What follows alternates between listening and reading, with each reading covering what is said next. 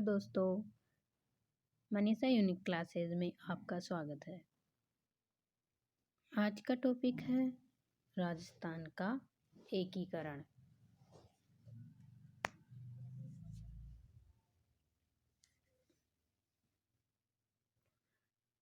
राजस्थान का एकीकरण आज का टॉपिक है।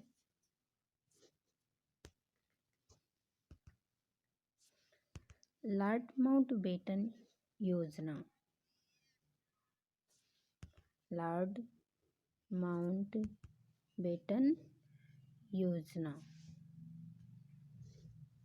इसी को कहा गया है मन बांटन योजना, क्योंकि इसने मनों को बांट दिया, लोगों की भावना को बांट दिया।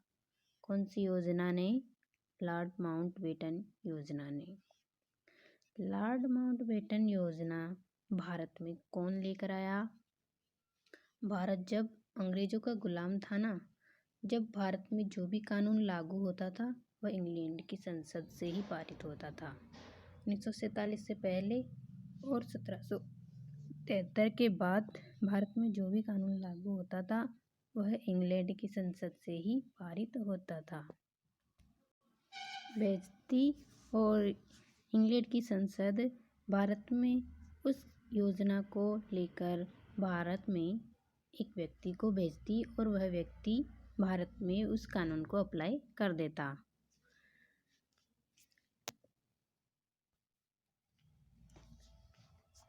ब्रिटिश संसद ने कानून पारित कर दिया था ब्रिटिश संसद में, और कह दिया था भारत में 2 राष्ट्र होंगे, भारत और पाक।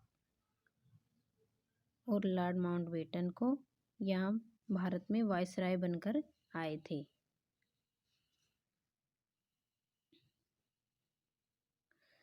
भारत में वायसराय बनकर लॉर्ड माउंटबेटन आए थे और यह साथ में योजना लेकर आए, और इस योजना का नाम ही लॉर्ड माउंटबेटन योजना पड़ा। और इस योजना में प्रावधान था भारत और पाक 2 नए राष्ट्र होंगे। भारत और पाक 2 नए राष्ट्र होंगे। यह कौन सी योजना ने कहा? लॉर्ड माउंटबेटन योजना, जिसमें 2 राष्ट्र होंगे, भारत और पाकिस्तान। अब स्वतंत्र कब करेंगे? इसकी घोषणा कर नहीं सकते थे। और फिर बाद में ये भी डिसाइड हो गया कि सर रेडक्लिफ यह एक अंग्रेजी अधिकारी थे। यह क्या करेंगे? सीमाओं का निर्धारण, भारत और पाक के मध्य सीमाओं का निर्धारण करने का कार्य सर रेडक्लिफ को पहुंचाया गया। भारत और पाक के मध्य सीमा का निर्धारण किया। क्या किया? फिर इसने जो रेखा बनाई उसको क्या कहा गया? सर रेडक्लिफ रेखा। अब प्रश्न यह उठता है कि भारत और पाक के मध्य कौन सी रेखा बनाई गई? तो रेडक्लिफ रेखा। अब आता है 3 बीघा गलियारा। यह लड़ाई का केंद्र है। यह एक जमीन है, भारत कहता है हमारा है, बांग्लादेश कहता है हमारा। अब ये किसके मध्य है? भारत और बांग्लादेश के मध्य है। मैकमोहन रेखा भारत और चाइना के मध्य है। और जो डूरंड रेखा है वह भारत और अफगानिस्तान के मध्य है। पाक जलडमरू किसके मध्य है? भारत और श्रीलंका के मध्य है।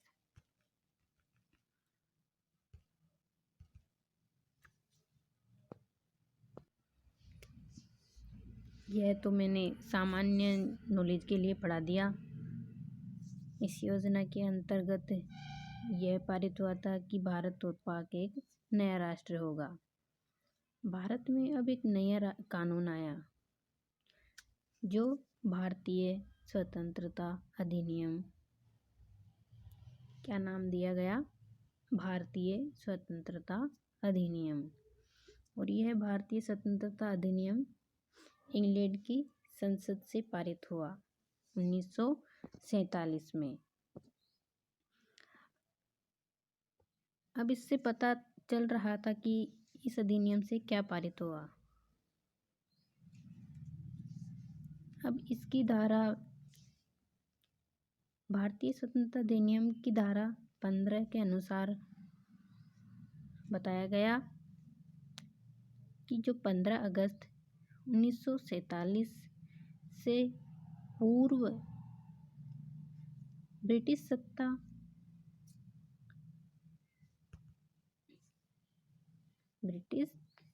सत्ता भारत और पाक दोनों राष्ट्र को स्वतंत्र कर देगी। बताओ कौन सी योजना में? यह डिसाइड हो गया था कि भारत और पाक दो नए राष्ट्र होंगे। अब जो 15 अगस्त 1947 से पूर्व ब्रिटिश सत्ता भारत और पाक दोनों राष्ट्रों को स्वतंत्र कर देगी। दोनों राष्ट्रों को क्या कर देगी? स्वतंत्र कर देगी। इसमें यह कहा गया था भारत और पाकिस्तान दोनों को स्वतंत्र कर देगी, यह इसमें कहा गया था।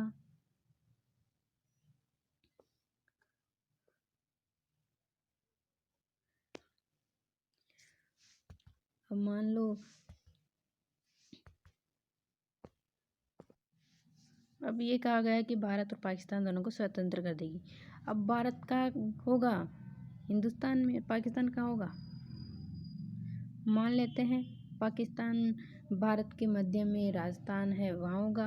अब राजस्थान में रियासतें थी, मेवाड़ है, मारवाड़ है। अब इन्होंने कहा कि हम पाकिस्तान में जाएंगे नहीं, हम तो भारत में ही रहेंगे। अब इसकी दूसरी शर्त और भी थी इसी की।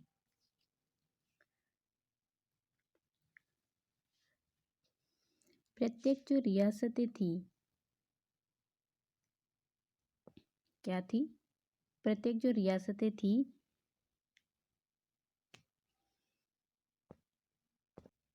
प्रत्येक रियासतों को स्वतंत्रता प्राप्त है कि वह किसी भी राष्ट्र में मिल सकती है।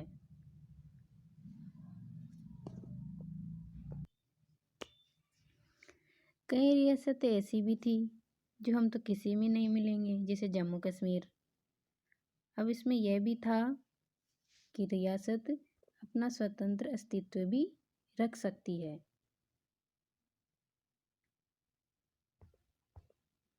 क्या रख सकती है? रियासत अपना स्वतंत्र भी अस्तित्व भी रख सकती है। बताओ यह कौन से प्रावधान में था? भारतीय स्वतंत्रता अधिनियम 1947 में। यहाँ तक समझ में आया?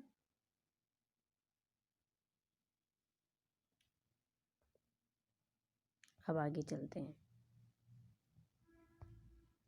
देखो इतना डिसाइड हो गया कि भारत और पाक दो राष्ट्र होंगे, बल्कि एक। अब फिर ये भी डिसाइड हो गया 15 अगस्त 1947 से पूर्व इन दोनों को ब्रिटिश सत्ता एक कर लेगी। फिर पाकिस्तान की मांग करने वाला मोहम्मद अली था और जो पंडित जवाहरलाल नेहरू यह नेतृत्व भारत का करते हैं। अंग्रेजों के सामने पहली समस्या यही थी कि दो नए राष्ट्र होंगे। जो रियासतें पाकिस्तान में मिलना चाहती हैं और जो भारत में मिलना चाहती है। अब जो पंडित जवाहरलाल नेहरू ने कहा कि जो भारत में मिलना चाहती है रियासतें, उनको एक पत्र लो और अपने रियासत का नाम लिखो और राजा का नाम लिखो और उनका साइन करवा के लाओ। और इधर पाक वाले को भी ऐसा ही कहा गया। इन दोनों को यह भी कार्य दे दिया कि यह कार्य 15 अगस्त 1947 से पूर्व हो जाना चाहिए, ताकि हम 15 अगस्त को दोनों राष्ट्र को घोषित कर देंगे, स्वतंत्र कर देंगे। अब ये रियासतें मिलकर भारत बना और वह रियासत पाक बना। अब जो भारत का जो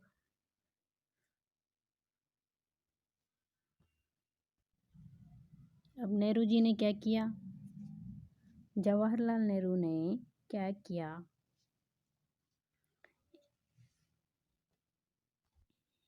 क्या कहा, पंडित जवाहरलाल नेहरू ने रियासती विभाग की स्थापना करवाई,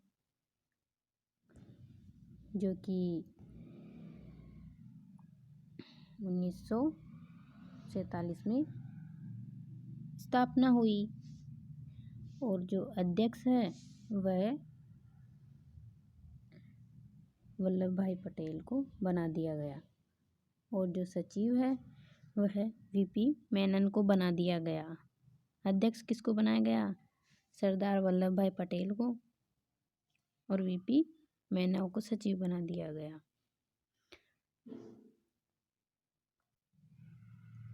तो सचिव किसे बना दिया गया, वीपी मेनन को। अब देखो भारत में उस समय स्थिति क्या थी, ये है उस समय का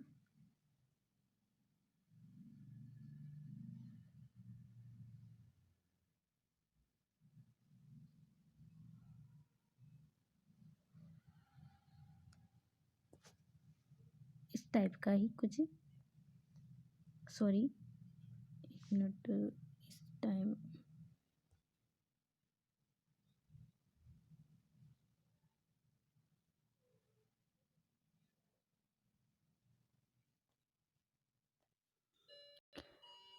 उस समय का भारत इस प्रकार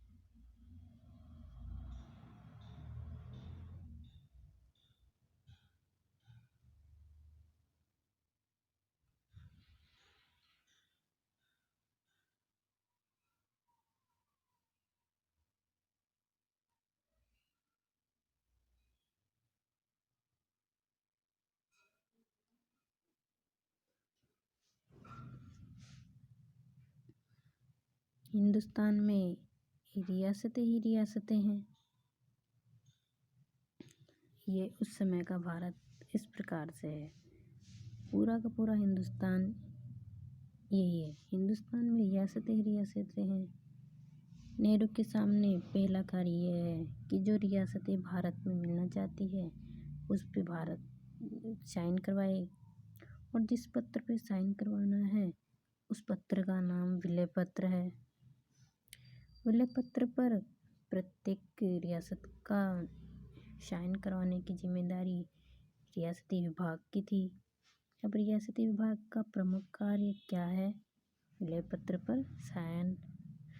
अब दूसरी तरफ पाक की तरफ मोहम्मद अली खुद ही अध्यक्ष बन गए, खुद ही सचिव बन गए और खुद ही विलय पत्र पर साइन करवाएंगे। मोहम्मद अली जिन्ना घूमते रहे। अब मोहम्मद अली की जिन्ना की ये जो रियासतें हैं ना, ये पाकिस्तान में मिलने की हाँ में हाँ मिलाई और पाकिस्तान के विलय पत्र पर हाँ कर दिए और एक यहाँ वाली जो थोड़ी बहुत रियासतें हैं इन्होंने भी पाक में मिलने के लिए हाँ किया। पाक के बाद जितनी भी रियासतें थी यहाँ की वह भारत में मिलना चाह रहे थे। अब इन सब ने भारत यहाँ के जो रियासतें थी उन सब ने भारत में मिलने के लिए साइन कर दिए। अब यहाँ पे जो भी रियासतें थी उन्होंने किसी में भी साइन नहीं किया। अब इसको हमने क्या बना दिया, पाकिस्तान, और इसको बना दिया पाकिस्तान, और जो बाकी बचा उसको इंडिया बना दिया। अगर ये जो नीचे वाले रियासतें साइन कर देती तो इसको भी पाकिस्तान बना देते। अब ये पूर्वी पाकिस्तान बन गया और जो यह है पश्चिम पाकिस्तान बन गया। अब राजस्थान में उस समय जो रियासतें थी, अब ये जो राजस्थान में उस समय 19 रियासतें और 19 ठिकाने थी। 19 रियासतें और 3 ठिकाने और एक केंद्र शासित और ठिकानों की उसमें साइन करवाने की कोई ज़रूरत नहीं थी। जो जहाँ आसपास वाले जो जहाँ रहती थी वहीं रहती थी। अब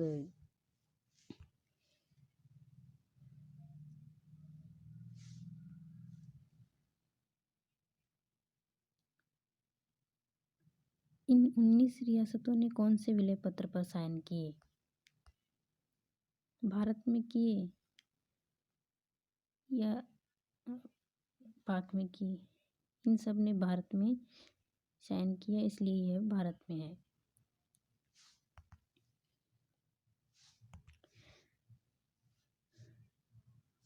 राजस्थान में कितनी रियासतें थी? 19, जिसमें से एक का नाम क्या था? बीकानेर। बीकानेर का महाराजा कौन? शार्दुल सिंह, जिसने 7 अगस्त 1947 को विलय पत्र पर साइन किए। 1 अगस्त को साइन किए इसने, 7 अगस्त को साइन किए। और एक जोधपुर का महाराजा था, जिनका नाम क्या था? हनुमंत सिंह, जिसने भारत के विलय पत्र पर साइन करने के लिए मना कर दिया गया था। ये इसको देशद्रोह नहीं बोल सकते।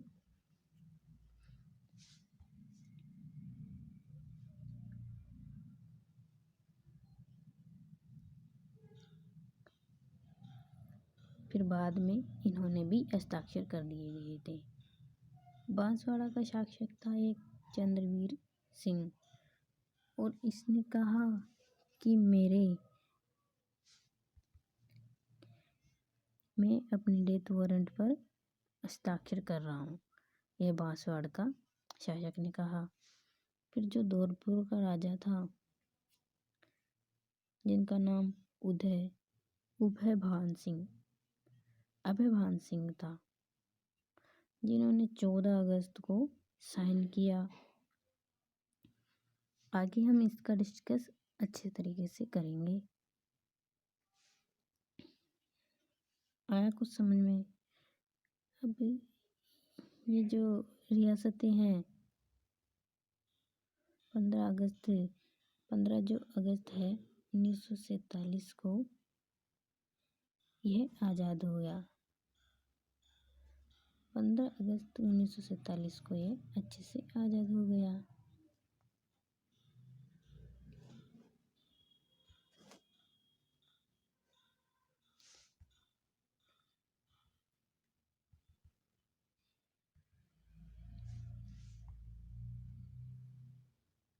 आज़ाद हो गया। अब आज़ाद भारत में 562 रियासतें हैं।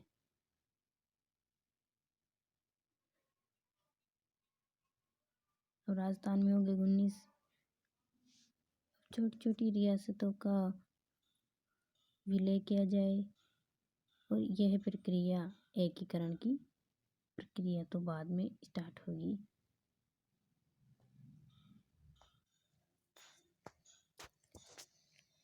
इस तरीके से फिर रियासती विभाग की स्थापना हुई, जो 5 जुलाई 1947 को हुई।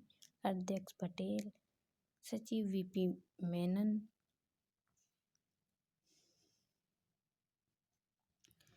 और उद्देश्य था जो रियासतें भारत में मिलना चाहती है उन्हें हस्ताक्षर विलय पत्र पर करवाना, उनके हस्ताक्षर विलय पत्र पर करवाना।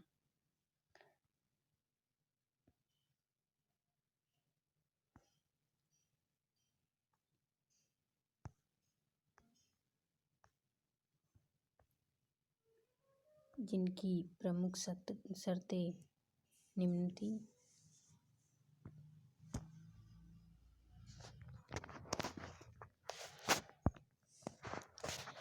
रियासत का राजा आंतरिक मामलों में स्वतंत्र होगा।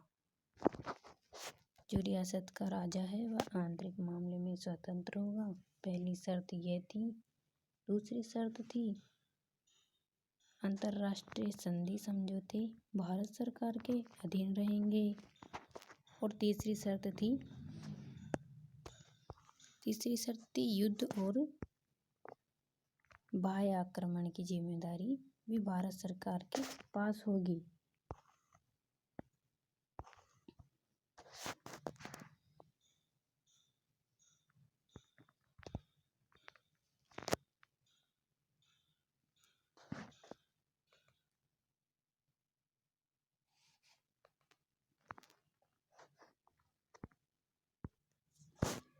आगे लिखो।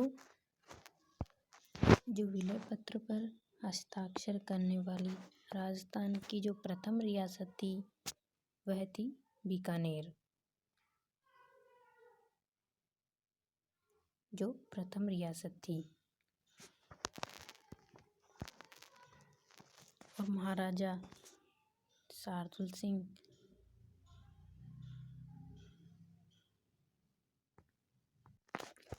शार्दुल सिंह बीकानेर के महाराजा थे।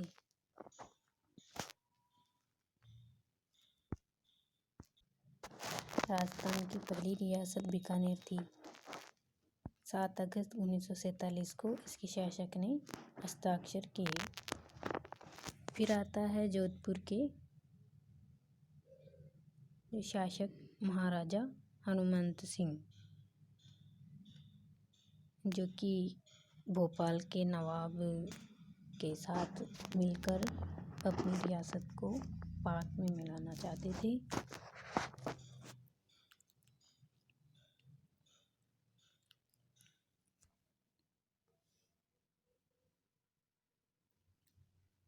पाक में मिलाना चाहते थे।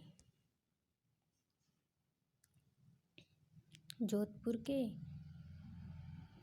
के पत्रकार सुमनेश जोशी ने रियासत नाम समाचार पत्र में इस योजना का खुलासा किया।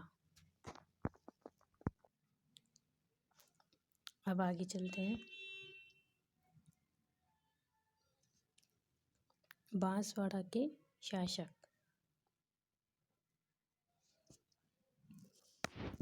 चंद्रवीर सिंह, उन्होंने विलय पत्र पर हस्ताक्षर करते हुए कहा कि मैं अपने डेथ वारंट पर हस्ताक्षर कर रहा हूँ। सरदार वल्लभ भाई पटेल ने कहा, जहाँ भी करना है जल्दी कर।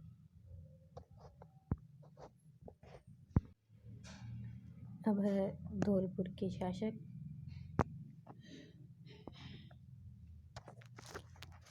जो कि उदय भान सिंह थे। उसने विलय पत्र पर 14 अगस्त 1947 को हस्ताक्षर किए। 1947 को जिन्होंने सबसे लास्ट में हस्ताक्षर किए। जोधपुर संपूर्ण भारत की अंतिम रियासत थी जिसने विलय पत्र पर हस्ताक्षर किया था।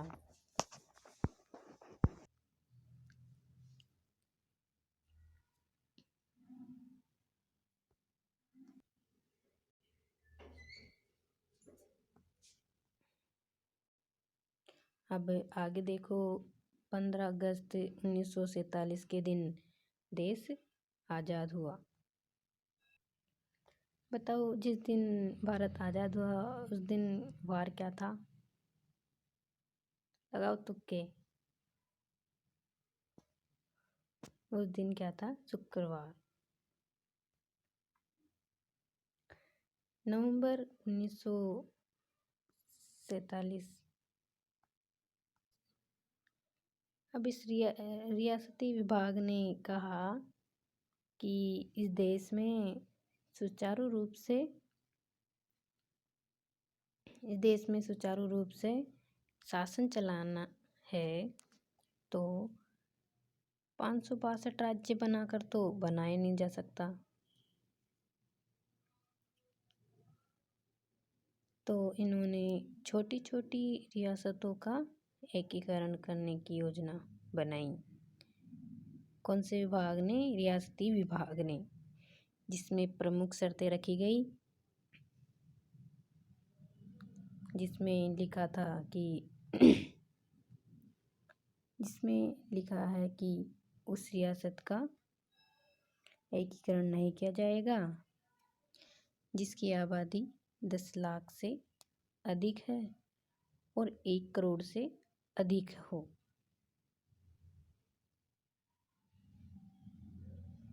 जिसकी आबादी तो 10 लाख से अधिक हो और जिसकी 1 करोड़ से अधिक आय हो। ऐसी राजस्थान में 4 ही रियासतें थी, जिसमें पहली नंबर की जयपुर थी, दूसरे नंबर की जोधपुर थी, तीसरे नंबर की बीकानेर और चौथे नंबर की उदयपुर। जोधपुर को मारवाड़ में मिलाया गया। जोधपुर को मारवाड़ के नाम से जाना जाता है और उदयपुर को मेवाड़ के नाम से।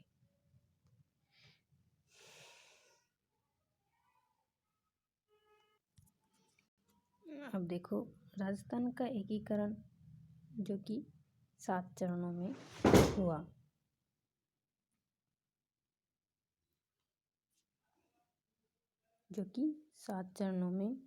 था।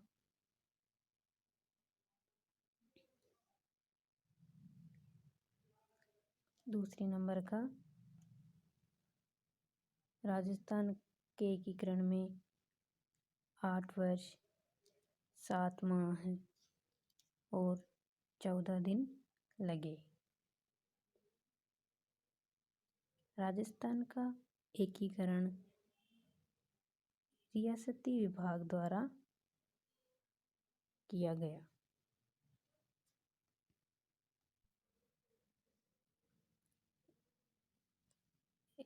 रियासत विभाग द्वारा किया गया।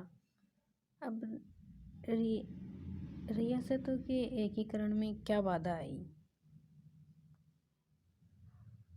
एक तो भाषाई आधार और एक है मालवा संघ।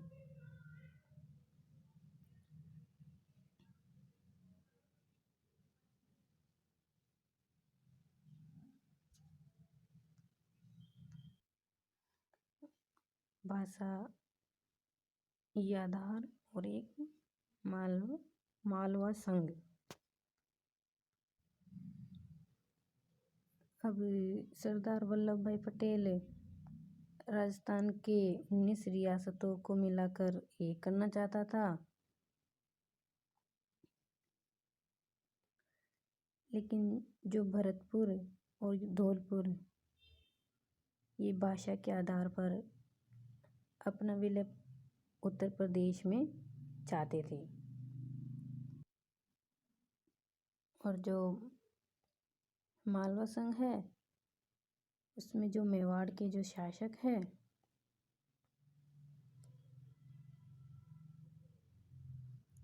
जो मेवाड़ का शासक महाराणा भूपाल सिंह थे, उन्होंने मध्य प्रदेश के जो राजाओं को मिलाकर एक अलग राज्य मालवा संघ बनाना चाहते थे। और इधर भाषाई आधार पर धौलपुर भाषा के आधार पर उत्तर प्रदेश में मिलना चाहते थे।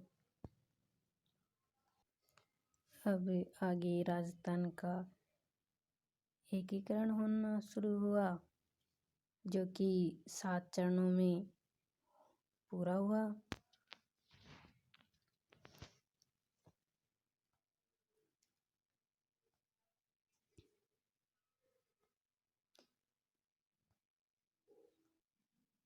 आपको याद रखना है 18 25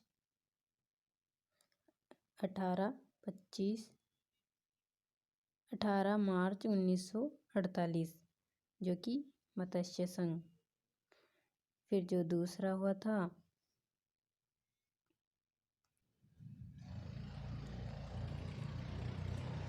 फिर दूसरा चरण 1948 में 25 मार्च 1948 राजस्थान संघ, पूर्वी संघ और राजस्थान यूनियन को मिलाकर दूसरा चरण पूरा हुआ। तीसरे चरण में संयुक्त राष्ट्र मिला, जो कि 18 अप्रैल 1948 को थी। चौथे चरण में 30 मार्च 1949 को वृहद राजस्थान को जोड़ा गया। पांचवें चरण में संयुक्त वृहद राजस्थान को जोड़ा गया 26 जनवरी 1950 को राजस्थान को जोड़ा गया। और 7वें चरण में आधुनिक राजस्थान को जोड़ा गया, जो कि 1 नवंबर 1956 को हुआ।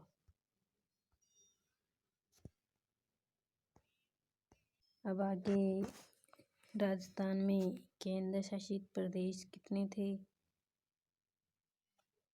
एक ही था, जो कि अजमेर, मेरवाड़ा व माउंट आबू नाम था। ठिकाने कितने थे? 3 थे, जिसमें एक था लावा, एक था कुशलगढ़ और एक था नीमराणा। लावा जयपुर रियासत, जो कि वर्तमान में टोंक में है, और ये एक सबसे छोटा ठिकाना है। और जो दूसरे नंबर का है कुशलगढ़,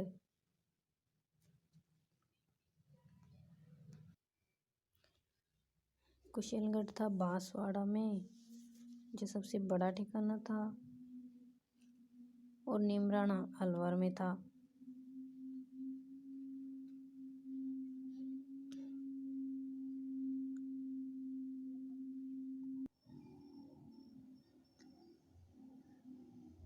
पर प्रत्येक रियासत को जिस ठिकाने में क्या करना है, प्रत्येक रियासत के साथ जो ठिकाना रियासत में उस रियासत का एकीकरण करने में उस ठिकाने को उस रियासत में ठिकाने लगा देंगे।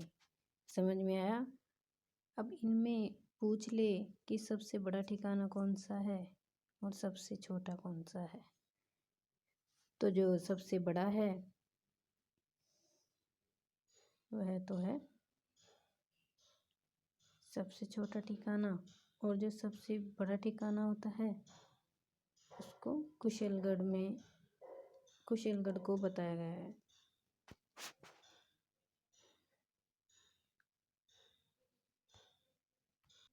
अब देखो रियासतें कितनी थी, 19। अब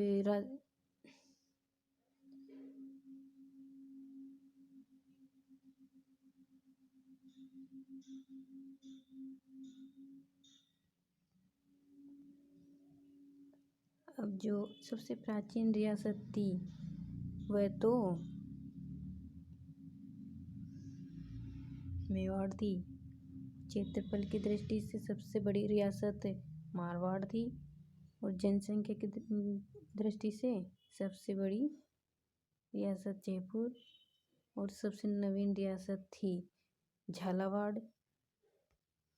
और जो टोंक के बारे में पूछ ले तो वह एकमात्र मुस्लिम रियासत थी।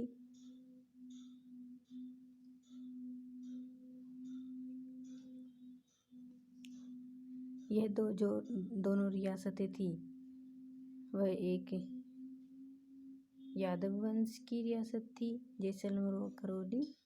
और जो यह दोनों रियासत थी वह जाट रियासत थी।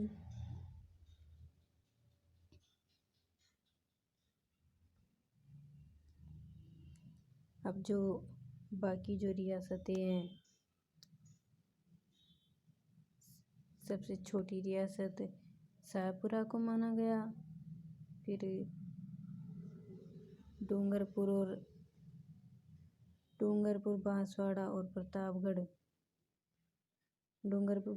प्रतापगढ़ महारावल या रावल की रियासतें हैं।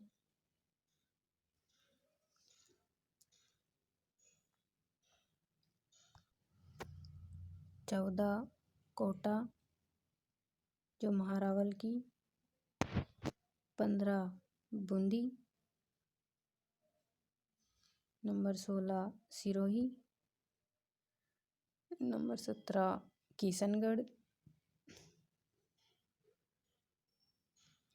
नंबर 18 बीकानेर और नंबर 19 अलवर।